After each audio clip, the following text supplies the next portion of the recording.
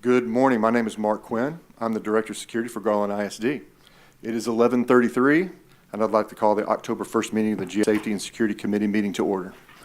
The Texas Legislature demands that every school district have a safety committee. Texas Education Code and Government Code 551 govern how this committee is run. At this time, do we have any public comments? We do not. So now we will move on to the agenda. First online is the Security Department update by me. I want to specifically talk about three things. One being our Content Keeper program, the other being our Anonymous Alerts program, and then after I talk briefly about those, I want to read a short post that a police officer, SRO, posted online, kind of describing the events and what happens during a social media threat or a threat of violence to a campus. So I'll start with Content Keeper numbers. As you may not know, Content Keeper is a security platform that we employ and have employed since before I worked here, that it flags certain phrases or certain names, certain phrases, bomb or gun or kill, words like that that could be a potential threat to the district or to students. So we receive, in security dispatch, we receive that alert on the hour, every hour. So anything that any student or staff member or anyone that either uses a GISD piece of technology or uses the GISD Wi-Fi system, it flags in Content Keeper. So we investigate all those, we look through all those and contact the administration and work to find out what kind of threat that is, if it's legitimate or not, if it's a suicidal ideation or not. They'll look into that with guidance and counseling. So I just want to kind of give you a brief overview on Content Keeper. So the numbers that we've done on Content Keeper last year versus this year. So the 23-24 school year, we had a total of 133 alerts that can range anywhere from, like I said, suicidal ideation to weapons to the word kill, bomb, anything like that. So every single one of those alerts was investigated through security dispatch, through security operations and systems, pushed out to the administration, and we verified it was a potential threat, a non-threat, or a legitimate threat, or incident that needed to be looked into. So far this year, the 24-25, 19 alerts so far, again, ranging from suicidal ideation all the way up to weapons, threats to the campus or district. All of these so far have been investigated, and so far luckily have been found to be non-credible. We will continue to monitor Content Keeper, obviously, as we always have, but I just kind of wanted to give you an insight as to what Content Keeper was and how we ran it and checked it. Are there any questions on Content Keeper specifically? Okay. Does it tell you like what grade levels? Like is this high school? Is this middle school? Is it elementary? Good point. Yes, it does differentiate what school. Does Content Keeper differentiate, or does it tell you what campus or what student made the threat or made the alert? Yes, it does. It tells you the student, tells you the student ID number, and tells you the campus that student is assigned to. So we were immediately able to direct our attention to that specific campus and student. Thank you. Any other Content Keeper questions? All right. Let's move on to anonymous alerts. So as most of you, again, are familiar with, it's a platform that we employ through the district that the public in general has access to report any kind of alert anonymously to us, to security and to administration, as to threats to the campus, sexual discrimination, to gangs, to weapons, to conduct unbecoming of anyone or student. So there's 20 total options when you log into anonymous alerts that you can select from. Like I said, running that gamut. The ones that we tend to focus on are assault and fighting, safety concerns, threats of violence, and weapons.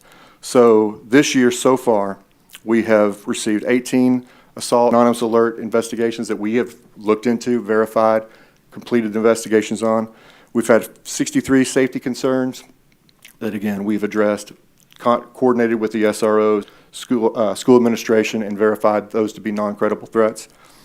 Threats of violence, which kind of lumps in with safety concerns, all those have also been investigated, and 14 weapons cases. It's, like I said, this is an anonymous platform reporting system, so that either it's a threat that we look into, or we can very quickly recognize that it's a non-credible threat, a joke that someone's put out or anything like that. But rest assured, all of these are investigated to the end. Any questions on anonymous alerts or how we structure, how we profile? Again, that's the same investigative process as Content Keeper is.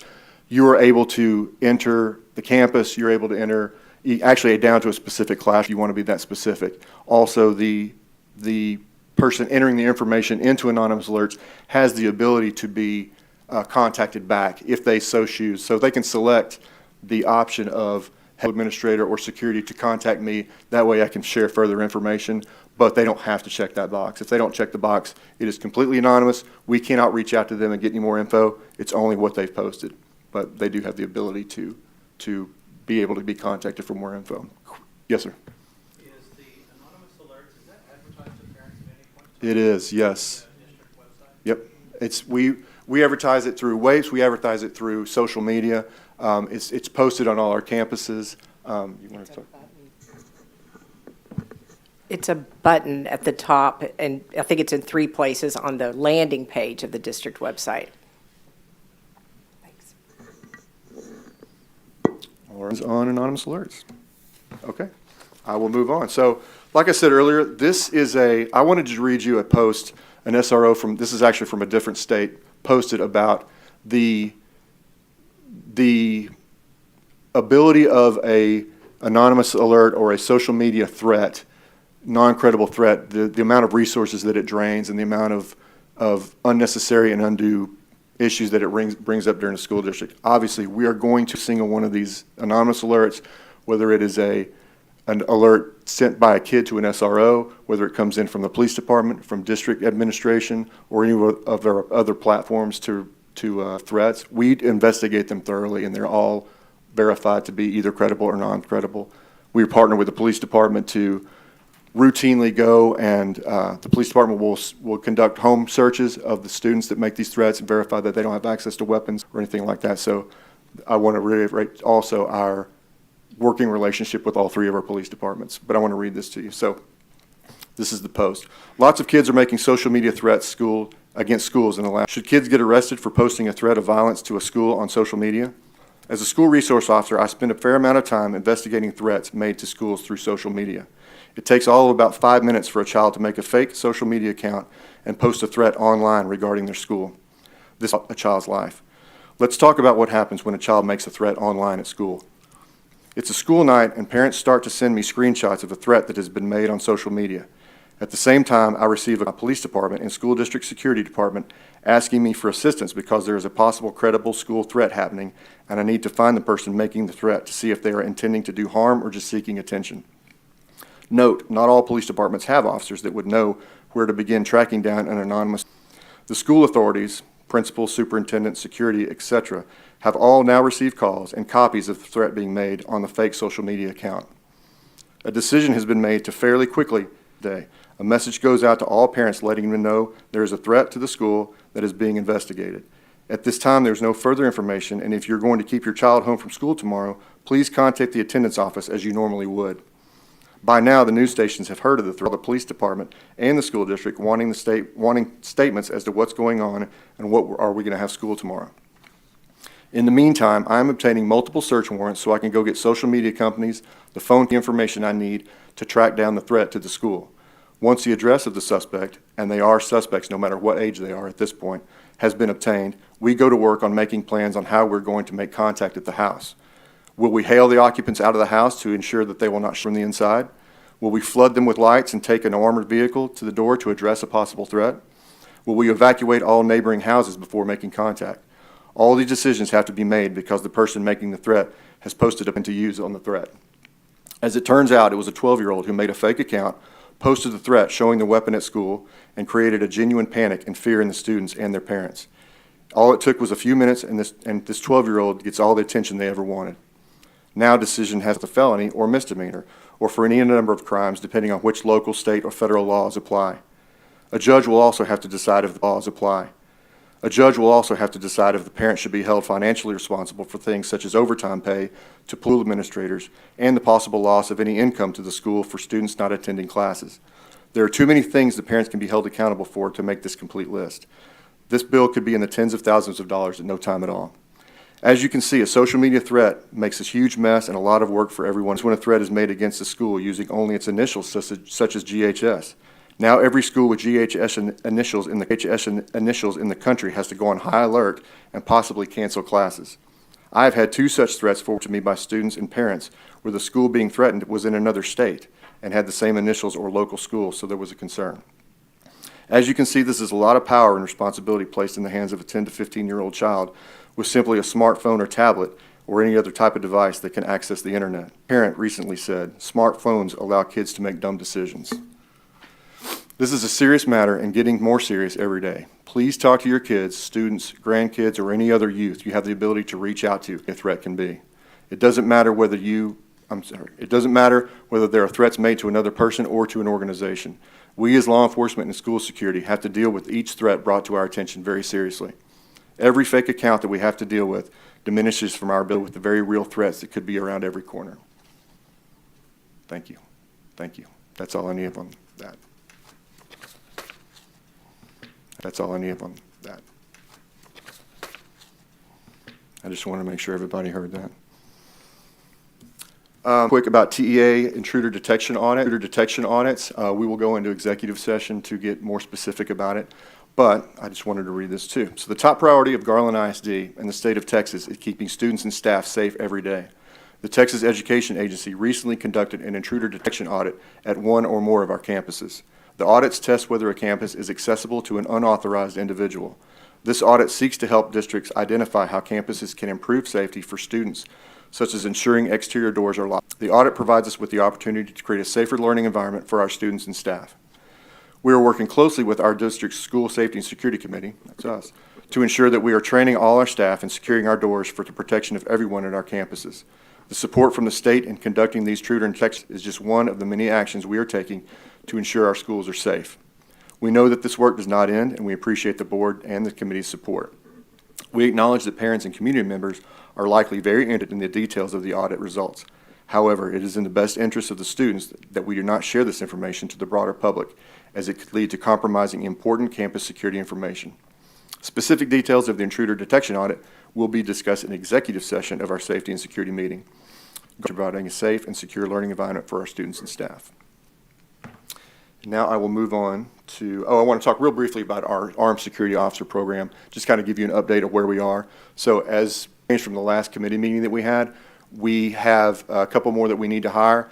The consolidations helped us with, as far as coverage. We have a couple extra floaters now that we're able to plug into schools when we have an ASO that has to take a doctor's appointment or calls in sick. We are 100% coverage across the district with ASOs on our elementary campuses, obviously, as well as our SROs covering our middle schools and high schools. So we do have complete coverage. And I also want to let you know the coordinator of Armed Security Officers, I won't steal the thunder from next time where we do an introduction, but suffice it to say you'll be very pleased with the hire. He'll be starting probably at either the end of October or the first part of November. So we're very excited about him coming on board with us. And that is all I have for security officers. Is there any questions on our ASO program that I didn't cover? All right. All right, so we will move on to the 3-year safety and security audit, and Justin Kaufman is going to present on that. All right, thank you, Mr. Quinn. My name is Justin Kaufman. I'm the Security Operations Coordinator for the district.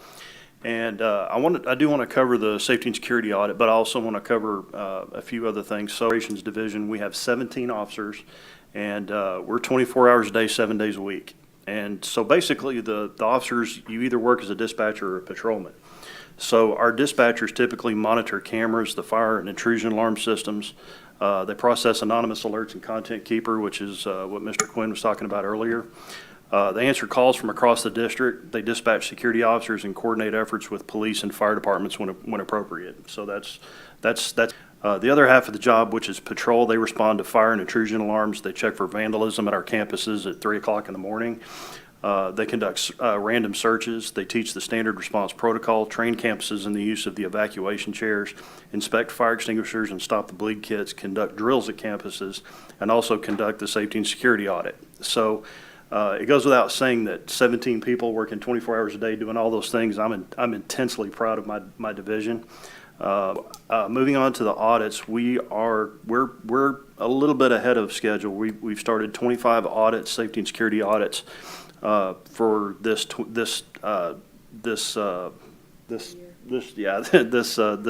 audit session. We are, like I said, we're ahead of schedule as far as getting it done by 2026, and I anticipate these 25 being done probably within the next 30 days. Random searches is what my patrol officers do. So far this school year alone, just since school started, we have searched 8,334 students. That's quite a bit. As far as of today, all of our campuses have been trained in the standard response protocol, which is the way we communicate and what we do in the event of an emergency in one of our campuses. Thank you, Mr. Kaufman. Is there any questions on either the audit division specifically, some which I can answer, some which we probably can't? All right. Very comprehensive. Thank you. All right, now we go to Thomas Head, who is going to talk briefly about the Cycle 2 grant that we received, our PA systems. Good morning, everybody. My name is Thomas Head. I am the coordinator of security systems for Garland ISD. I'm going to talk about the SAVE grant, which is going to help us replace about 50 systems throughout the district. What I mean by PA, I mean public address. That's what the school uses to communicate drills, announcements, bell tones, lockdown messages, all those things. We are in the early procurement stages of the project.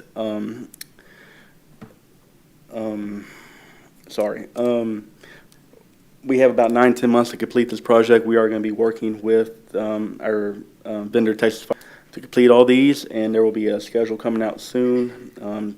And we'll make sure we keep up with constant communication within the schools to tell them when we're going to complete their project. That SAFE grant.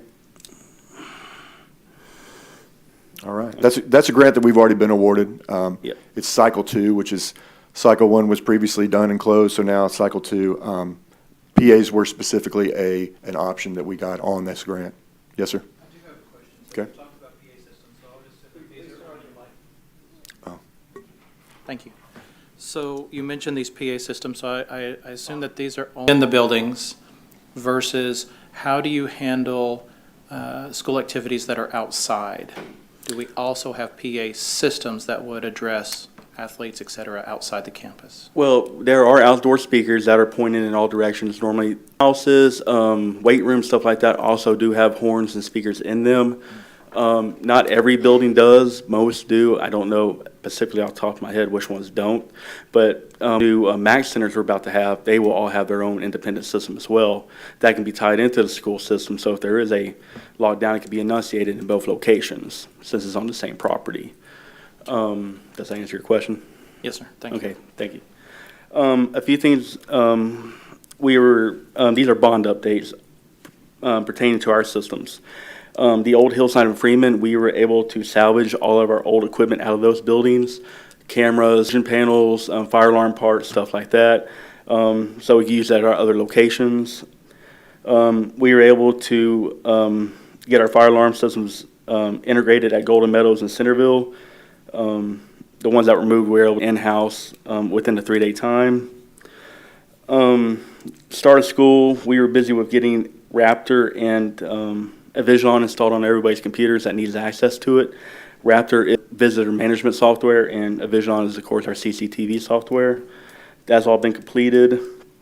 Fire alarm, fire sprinklers, and fire extinguishers. We have completed August's and September's inspections, which includes about 11 different locations. CCTV, we have installed new cameras per campus request at Naaman Forest and at Caldwell and Back. Caldwell and Back did not have gym cameras, they do. And at Naaman Forest, there was no cameras in the front vestibules on door 1 and 2, and now there is. So the campus has eyes at who's ever at their front doors. Let's see.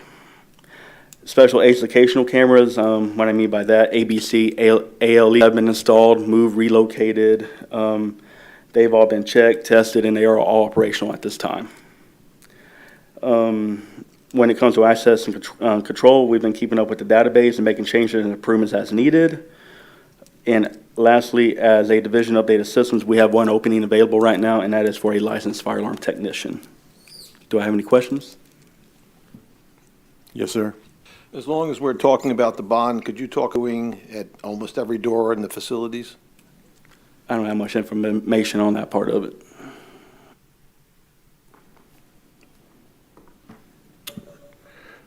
So I'll go high level. What we're doing is we're ensuring that there's pretty much one master key that can open all our facilities, so we don't come into a situation where we have to unlock a door and we're so busy trying to find the right, then we're trying to break the door down to get into a certain area. And with a district our size, we could possibly have tens and thousands of keys, to be honest with you. And so we're having our all of our campuses, so we have easy access, especially for emergency situations. And, you know, on a personal anecdote, when I first met my wife, I was a coach at a middle school.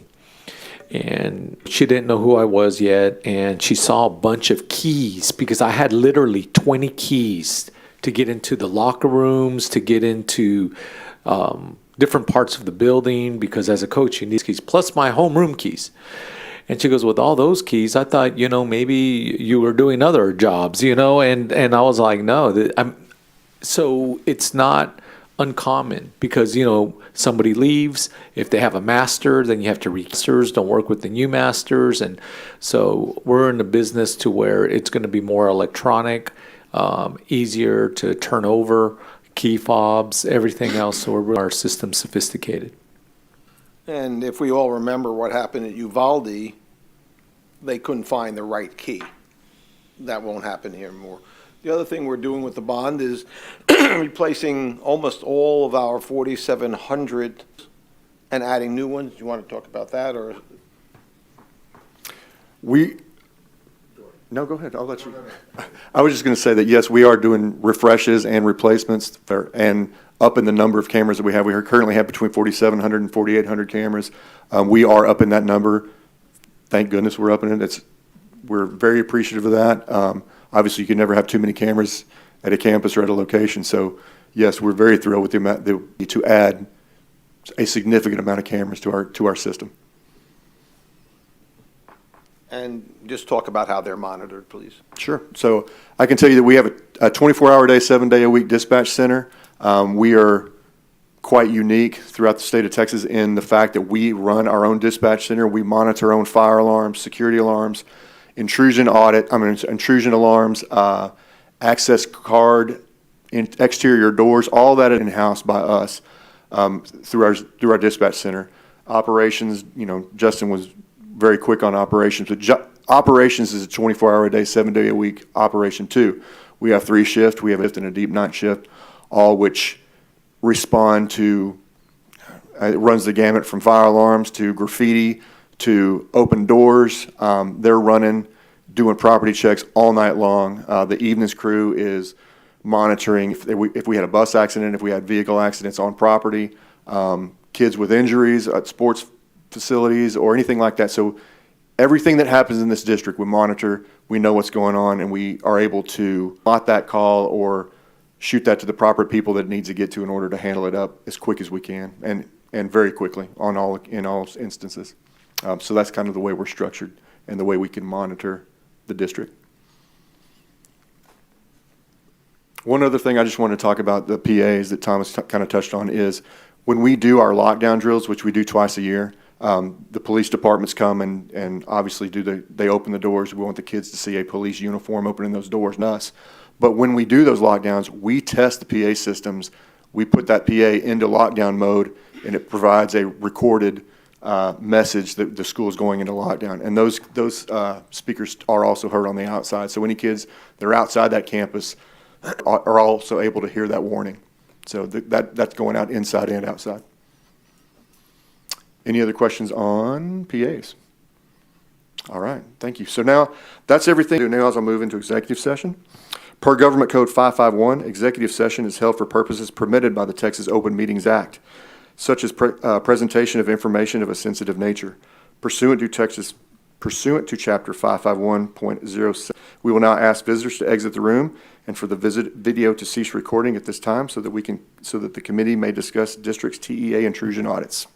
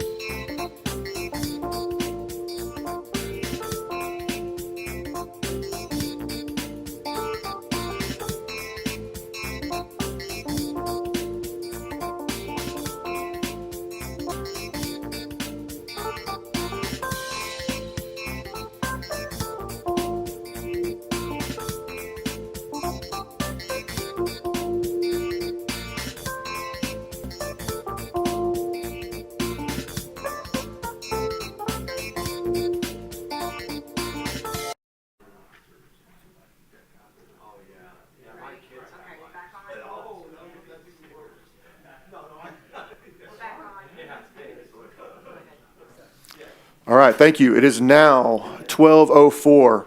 I will now close the executive session portion of this meeting. I certify that nothing was discussed in executive session that was not listed on the agenda. Are there any topics of discussion for future meetings?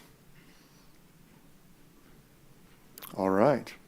I think one of the topics should be a bond update on security. I know just officially, I'm going to touch on some of those high points so the public knows, but I think that we should incorporate any type of updates that deal with any type of safety and security to just update the committee.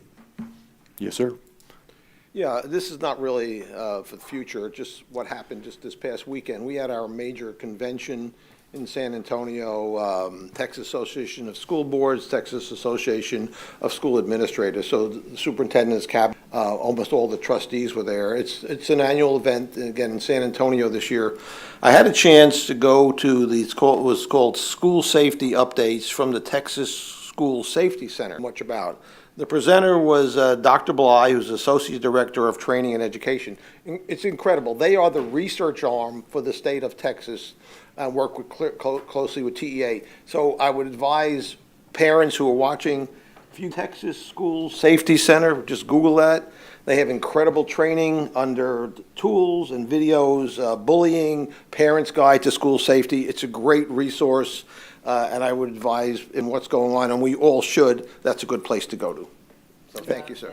We're friends with Selena, with Dr. Bly, and all of them. They're so helpful to us.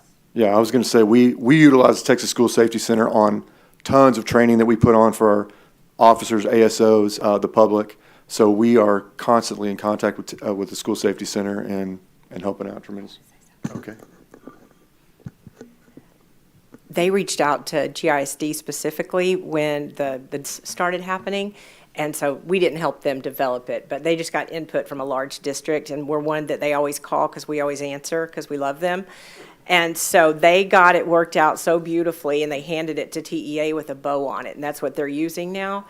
But say enough about Texas Safe Schools. They've been good to us, and I think that's all I had. Thanks. Thank you. All right. Does anybody have anything else? All right. So I'd like to invite Dr. Lopez to actually give any closing comments. Well, I want to thank the committee for coming together today. A few things I want to just highlight was in 2023, which is just passed, right? The voters really approved a record bond, and there was so many safety measures that are in this bond. But some of the safety measures that we put in were like putting the ballistic film on each of our entryways. And while the ballistic film does not prevent a projectile, it does prevent it from shattering, and it takes so much time to get through. It buys us time to respond to any intruder coming. Now, that was one of our major security developments, and every school has been complete as of May of last year. In a year's time, the bond was barely started. We were able to move really aggressively with that measure. You're going to start seeing fencing going up probably in the second semester. Now, while we are enclosing our schools, we're not enclosing the entire school area. It's mainly going to be the play areas where kids are in the back, so there's not immediate access points everywhere. If you really go by our schools,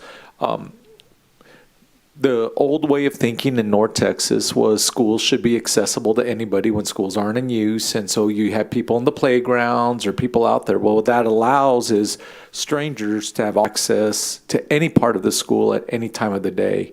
And so it's going to be a big mind shift to be enclosing these areas because we're not going to open them. We can't leave it to chance that we're going to have to open them and close them every single night and everything else. The kid is our priority.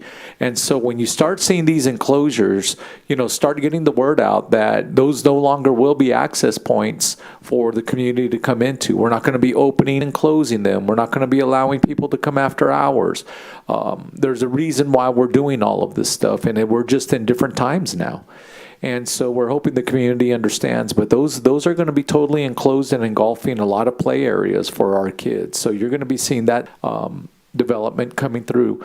PA systems are also a big part of safety and security. You got an update on that. Camera systems are also a big part of safety. What is unique is what I get to see is the amount of requests that people get for our camera footage on accidents. Right? So there's so many accidents that happen, and these lawyers will say, I want this camera footage, and they're relying on a lot of that things that are happening in the streets because our cameras are that sophisticated. They could show you what's going on. So just so you know, the community does want these watchful eyes 24/7. Finally, what I'm going to do is thank my security department for their relentless pursuit of ensuring that our schools are safe 24/7. Because we have people available 24/7, we're able to respond at all hours of the night. I know with the budget cuts that have come, a lot of school districts have stopped night security watches. That means from a certain time, let's say 8 o'clock, I'm just putting an arbitrary timeout, till 6 o'clock in the morning, there's no coverage going on. What people don't realize that the collaboration of any anonymous alert that comes in or any type of social media threat comes in, there is an immediate fire and police departments that are able to respond to those things. There's times that we're responding to things at 2 or 3 in the morning. Okay, nothing's going to be left to chance. So our Tri-City area is wonderful at partnering with us and makes our schools a priority for safety. So while people are sleeping, they don't realize this 24-hour surveillance really is helping everybody, because you never know when we can pick something up. And so you guys are doing a wonderful job. Rowlett, Saxe, and Garland are all everything you're doing. Thank you, Dr. Lopez. We have now completed the scheduled order of business, and there's no further business for this assembly to consider at this time. I declare this meeting adjourned. Thank you.